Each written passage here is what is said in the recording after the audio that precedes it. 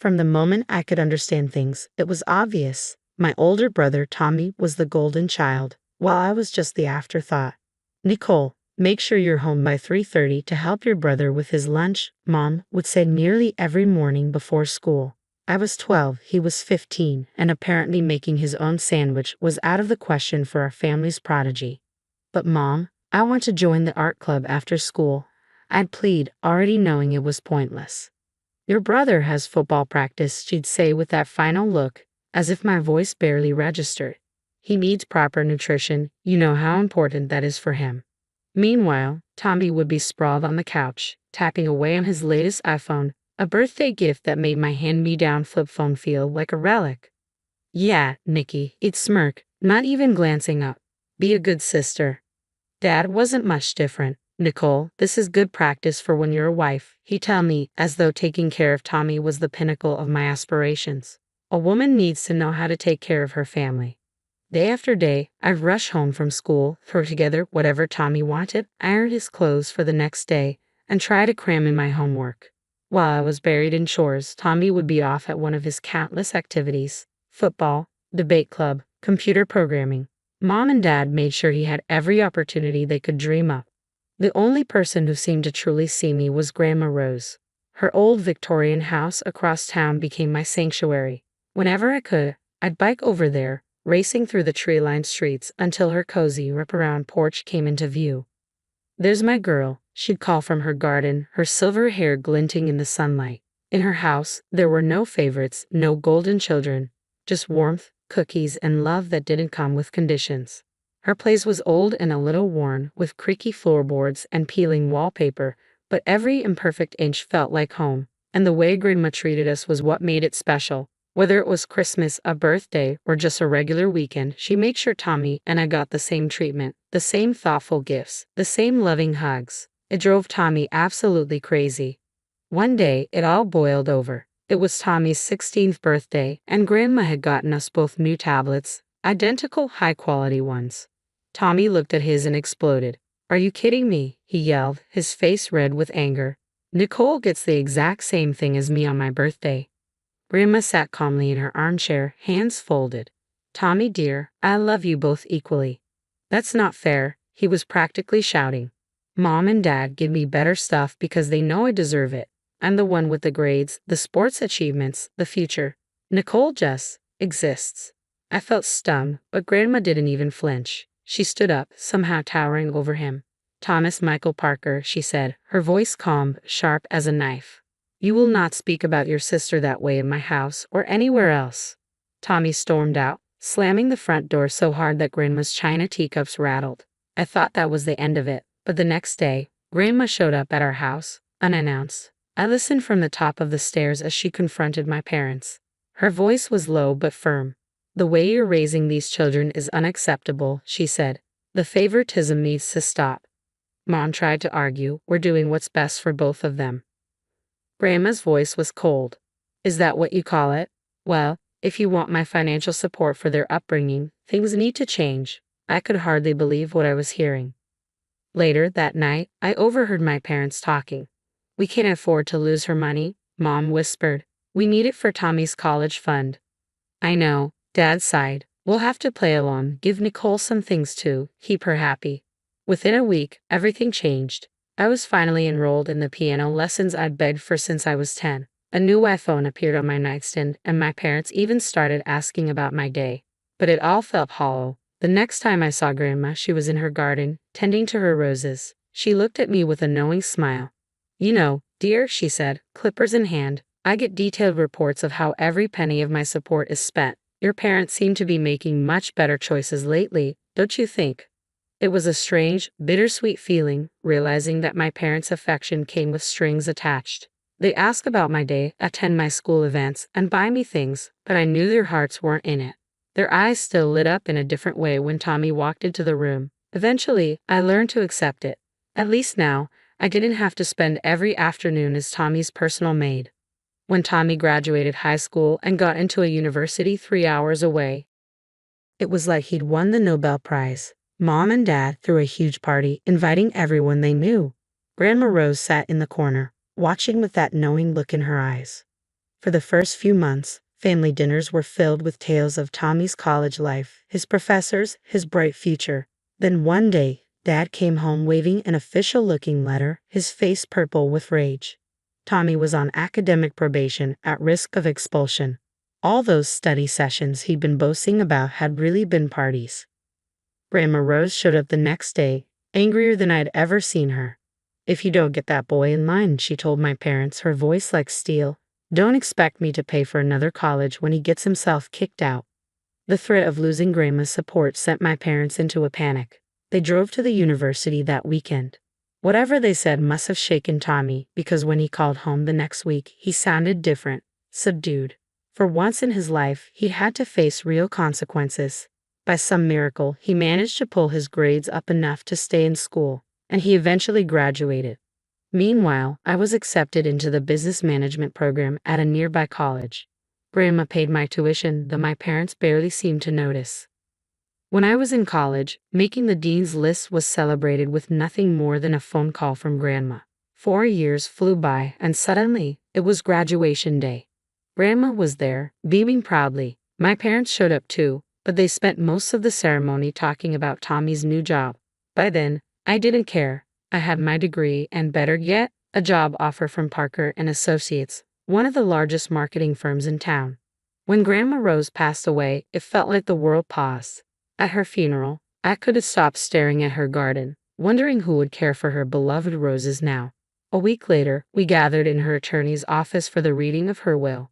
Tommy flew in from out of state, dressed in a pricey suit that made him look like a kid playing dress-up. Mom and Dad sat between us, as if they still needed to be referees after all these years.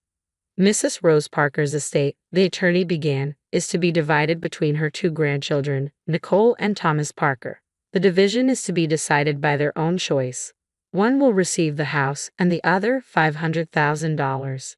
The first choice goes to Thomas as the elder grandchild. Tommy actually laughed. "Is this a joke?" He looked around the room. "You really think I'd want that musty old house? I'll take the money. I've got big plans. I'm going to start my own business, show everyone what I can do. Nicole can have the house with all its weird smells and creaky floors." My heart raced. Grandma's house, my sanctuary all these years. "I'll take it," I said quietly but firmly. The next few years were a whirlwind of hard work and determination. I threw myself into my role at Parker and Associates, breaking sales records and eventually getting promoted to head of sales. Every salary increase went into renovating Grandma's house. I preserved its character while modernizing it, new wiring, new plumbing, and a state-of-the-art kitchen that still felt like it belonged in a Victorian home. I spent weekends learning everything I could about roses, keeping Grandma's garden alive. When the renovations were done, Mom and Dad visited. I watched as they walked through the restored rooms, their eyes wide at the crown molding, the gleaming hardwood floors, the gourmet kitchen. "This is incredible," Mom murmured, running her hand along the marble countertop. Dad nodded, then sighed. "It's a shame Tommy didn't take the house. This would have been perfect for him and his new wife." There it was. Some things never change. Speaking of which, Mom added with forced casualness, "Have you heard from your brother lately?" I hadn't. None of us had been invited to his wedding 6 months ago. He'd married in his wife's hometown, surrounded by her family and friends. Mom had shown me photos she found on Facebook, Tommy in a tux, his new wife Rebecca beaming in designer white. Then one Sunday afternoon, while I was pruning Grandma's roses, the doorbell rang. I wasn't expecting anyone, so I took my time wiping my hands before answering. When I opened the door, I nearly dropped my gardening gloves. Tommy stood there, looking nothing like the successful businessman he portrayed on social media. Beside him was Rebecca, eyeing my home as if conducting an inspection. Tommy gave me a strained smile. "Can we talk privately for a minute, Nikki?" We stepped into Grandma's old study, now my home office. Tommy closed the door, his face desperate. "I need your help, sis," he whispered. "The business, it's falling apart. We're about to lose everything. We had to give up our apartment." He ran a hand through his hair. "Could we stay here for a while? Just until things turn around?"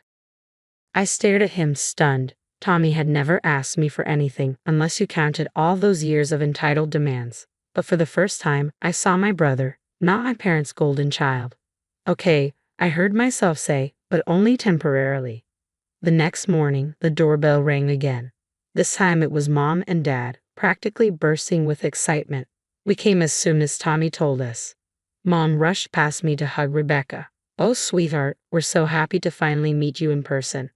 For the next 2 hours, I might as well have been invisible. I served coffee at Mom's request and listened as Rebecca charmed my parents with tales of her family connections and Tommy's brilliant business ventures. "Nicole," Mom called as I headed to the kitchen, "be a dear and make us some lunch, something nice." Rebecca's used to fine dining. That set the tone for the weeks that followed. I'd come home from long days at work to find Tommy and Rebecca lounging in my living room waiting for dinner.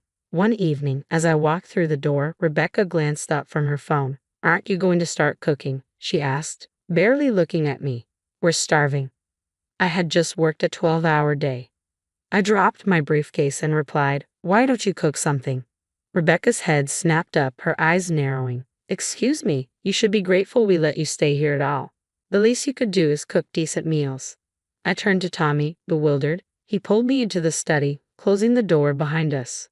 "Look," he whispered urgently, "Rebecca thinks this is my house, that I'm letting you stay here out of kindness.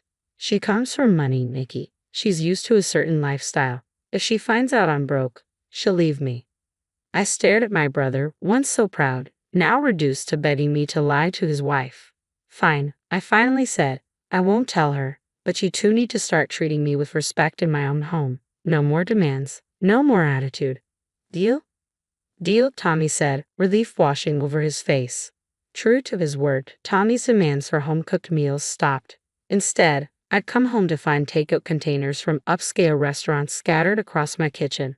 Rebecca would lounge on the couch, picking at pad thai or sushi, barely acknowledging my presence. I didn't ask questions. I was just glad not to be playing chef after long days at the office.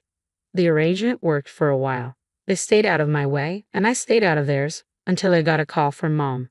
"Nikki," she started, her tone sharp, "we need to discuss these restaurant bills. Tommy said you'd cover the expenses at the end of the month. It's almost $3,000. I nearly choked on my coffee. "Excuse me." "Well, you can't expect them to starve. Tommy told us you agreed to handle their food expenses while they're going through a rough patch. I've been putting it all on my credit card. I'll text you the account details for the transfer." Hands shaking, I hung up and texted Tommy, "Come to me, now." Within minutes, he was in my study, looking nervous. "Care to explain why Mom thinks I'm covering your luxury takeout habit?" I asked, my voice cold. Tommy's face flashed with guilt before he scrambled for excuses. "Nikki, you have to understand. Rebecca has certain expectations. If she knew how bad things were—" "Stop," I said, holding up a hand. "I've heard enough. This ends now." He looked desperate. "Just give me more time. Please, Nikki, I'll figure something out. I promise." I studied him, the brother who'd had everything handed to him his entire life. "Fine. One more chance. But figure out your own food situation. I'm not paying a cent." The next 2 months passed uneasily. I'd come home to find my house in disarray, my evenings spent cleaning up after them. Tommy and Rebecca lived in their bubble, taking lunch with their parents, shopping, and dining out as if nothing was wrong. Then, one evening, I came home early, looking forward to a quiet night with a glass of wine, only to find Rebecca waiting for me in the living room. "We need to talk," she announced, gesturing for me to sit. I raised an eyebrow but took a seat. Might as well hear whatever this was about. "I've been patient," Rebecca began, inspecting her manicured nails. "But enough is enough. From now on, you'll pay us $2,000 a month in rent. That's fair, considering the neighborhood. And you'll resume cooking and cleaning duties." I couldn't help it. I started laughing, loud and unrestrained. Rebecca's face darkened. "What's so funny?" "Rebecca, there's a misunderstanding here. This is my house. I own it. Your husband is staying here because I took pity on him." The color drained from her face. "You're lying?" "Call him," I said, leaning back in my chair. "Ask Tommy who owns this house." Hands trembling, she pulled out her phone and dialed. "Tommy," she snapped, "Nicole is telling some ridiculous story about owning this house. Tell her she's mistaken." There was a long pause, then Tommy's voice crackled through the speaker. "She's telling the truth. It's her house. Grandma left it to her. I took the money she offered me to start a business. But I failed. We're broke." Rebecca shot to her feet, knocking over a glass in her haste to get upstairs. I heard her slamming closet doors and throwing things around, packing in a fury. Within minutes, she was dragging her designer luggage down the stairs. She didn't look back as she left, the front door slamming shut like a gunshot. The next morning, Tommy stormed into the kitchen, his face twisted with rage. "This is all your fault. Rebecca's divorcing me, and she won't even talk to me. You had no right to tell her." I set down my coffee cup, calm and resolute. "No right? This is my house, Tommy, the one you laughed at me for choosing, the one you lied about to your wife while mooching off our parents. And you're telling me I had no right? You've always been jealous of me, haven't you?" he sneered, just waiting for a chance to get back at me. "Get out," I said, my voice quiet but firm. "Take your things and go." He glared at me, then stumped upstairs, throwing things around in the guest room. When he finally left, he didn't say goodbye. I had exactly 1 hour of peace before my phone rang. Mom's name flashed on the screen. "How could you do this to your brother?" she demanded, her voice shrill. "He's devastated. He's back with us, crying his eyes out." "That's not my problem." "Of course it's your problem," Dad's voice chimed in. "You need to give Tommy the house. It's the only way to save his marriage. Rebecca might come back if they have a proper home." I laughed. "You're serious? You want me to give away my house because Tommy lied to his wife and ruined his business?" "Help your brother," Mom merely shrieked. "Family helps family." I felt years of resentment bubbling up. Where was that family spirit when I was cooking and cleaning for Tommy? When you ignored my achievements to praise him? Grandma's the only one who ever treated me like family, and she left this house to me. Conversation over. 2 months later, I heard through colleagues that Tommy's company had officially declared bankruptcy, and his divorce was finalized soon after. He was living with our parents, who still called it regrouping, their favorite euphemism for Tommy's failures. One Sunday, all three of them showed up at my door. I watched through the security camera as they rang the bell again and again, Mom calling out, "Nicole, we need to talk as a family." I picked up my phone and sent a single text to all three. "Please leave. Do not come back or I'll call the police." They eventually left, but not before Mom left a casserole on my porch with a note about forgiveness and family obligations. I donated it to the homeless shelter down the street. These days, my life is peaceful. I tend to Grandma's roses, which are blooming beautifully. My career is thriving. I made Executive VP last month. I feel good, and it's all thanks to Grandma.